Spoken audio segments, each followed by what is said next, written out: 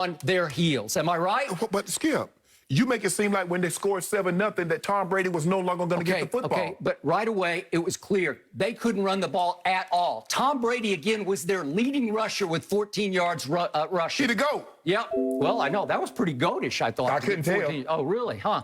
So what happens? They're playing uphill, uphill the rest of the game, and here's the worst part of it. Mr. Sensational Matthew Stafford. Yeah. Guess who my cornerback is in place of Jamel Dean? This is how thin they are.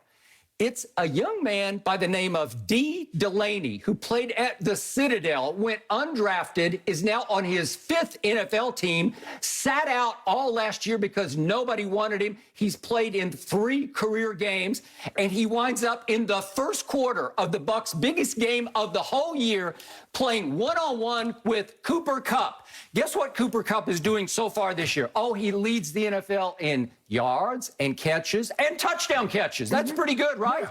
Cooper Kupp versus D. Delaney? It has come to this? It's like Alabama versus Mercer. What are we talking about? Sensational. How could you not be sensational if you're getting no pressure and D. Delaney is guarding Cooper Kupp? Help me out. Okay, well, here, let me explain. This is what I'm having a hard time. Why does the injury guards, it's okay for the injury guards to affect someone else, but not Tom Brady? You didn't mention anything about no injury guards come Super Bowl time, when they would have an entire offensive line, and the Tampa Bay's defensive line was feasting. I didn't need to, because you did. Oh, but I'm saying, no, you talked about how great they were. You didn't mention anything about injury guards. 2, you keep talking about he had his favorite guy. Do you realize Antonio Brown is 5th in targets in 2 games for the Tampa Bay Buccaneers? Yeah, what did I tell you about last game at Atlanta? Against Atlanta? What did I tell you? He said, I'm saving you for our biggest game of the year. Don't nobody save nobody. Don't nobody save nobody. For 17 yards against Atlanta. Skip, don't nobody say stop. That's the way the genius mind of Tom Brady works. Genius mind. And then you talk about so what you talking about? Oh, there was no pressure on Matthew Stafford. What happens if you don't pressure Tom Brady? You make it seem like Tom Brady, no matter what you do to him, you can't get him off a key. It's been proven. All the great quarterbacks, if you pressure them, hit them in their mouth, they'll falter. Tom Brady is no different than Matthew Stafford. But what you're trying to... They're no different? I think I'll take Tom Brady. What you're trying to do is to say that even if you pressure Tom Brady and put him on his butt, it has no impact on him. And we've seen in big moments, Super Bowls, what the Giants were able to do. The Broncos twice in AFC Championship games, what they were able to do. He is definitely human. Okay, He's also the GOAT of GOATs. Skip. Never seen anything like him Was before. he the GOAT yesterday? 432 looked GOATish to me. He lost. Okay, he did lose because he didn't have his best defensive player and his favorite target. Hold on, Skip. So he's the only guy that's gone into the game this year without his best offensive weapon and his best defensive weapon. He's the only guy, yes or no? Who is the Rams' most dangerous weapon? I want to know. Skip, I just asked you, Skip. Okay, I'm going to answer that, but just answer this. And through 3 weeks, is Tom Brady the only guy that's gone into a game without his best offensive weapon and his best defensive player? I don't know. I have to go through 32 teams. There may not be anybody who did that. Really? There just may not be. Really? I don't know. We'd have to take it team by team.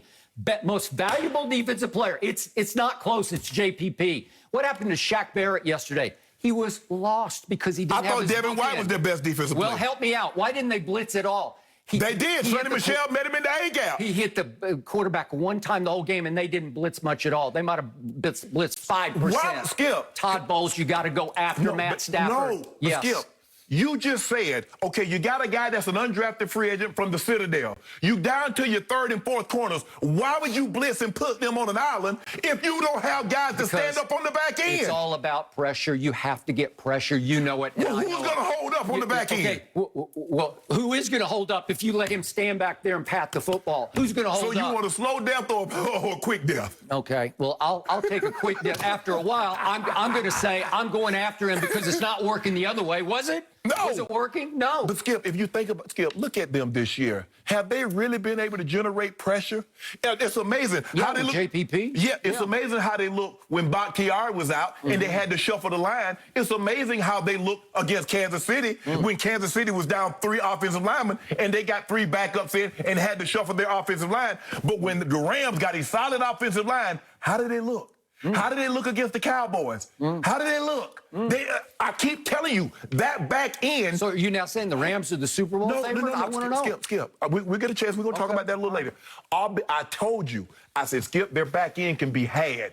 I said, the thing is that it's being masked because the team's offensive line is being injured and they're getting so much pressure. But if you can just give somebody just a tick, that back end can be had. Okay, if you take away 2 of their starters, yeah, it can really be had. They're even those starters, Skip, you make it seem like those starters are Jalen Ramsey, like they're Jair Alexander, like they're one of these top-flight guys, Marcus Lattimore. They're not. They're guys. All those guys won the Super Bowl last year. Same guys. All the same guys. Hold on. And the injury God said, okay, I'm going to impact you, Kansas City. I'm going to have you down your 3 top offensive linemen, and you're going to have to shuffle your offensive line. That's what you just said. The injury God spoke. I'm not sure the Kansas City offensive line is any better right now than it was for the Super Bowl. Not sure about that. The offensive line is good. They play well. I mean, what you call it is a beast. Now, Joey Bosa, we're going to get to him. But, Skip, you're out your mind if you think Tom Brady outplayed Matthew Stafford yesterday. Well, the point is, he had his degree of difficulty was like at a 9 against, what do you tell me about Aaron Donald, the greatest defensive player in the history of football? He's on pace. He's on pace. Tom Brady's up against that. What's Matthew Stafford up against? Nothing. His degree of difficulty is a 1. Nothing. It's 1 versus 9. It's 1 to 9. But see, seriously, and you agree with that? No. What I don't agree with is that every time Tom Brady loses, it's somebody else's fault. Every time he wins, he's the GOAT. If he's the GOAT, guess what? When Matthew Stafford scores, Tom Brady gets the ball. He's welcome to score. Tom Brady didn't score. He punted. Matthew Stafford scored. They punt the ball back to the GOAT. What happened? Is 432 good for a quarterback? Is that not when you're down 17. Oh, really? You're down 17. Skip. He threw for 177 of those. He was down 17 points, threw for 177 yards. All the way down to the 5-minute mark, I'm thinking just 1 turnover, you'll be right back. Now you praying. One turnover. How many turnovers did they create? How about 0? Zero. Hold on. How many did the Rams create? None. Okay, then. That was because the GOAT was playing. Okay, guess what? Hold on. Well, so what would that make Matthew Stafford? Okay. If I beat the GOAT, what'd that make me? Right, now I got to get to my favorite theme of this game.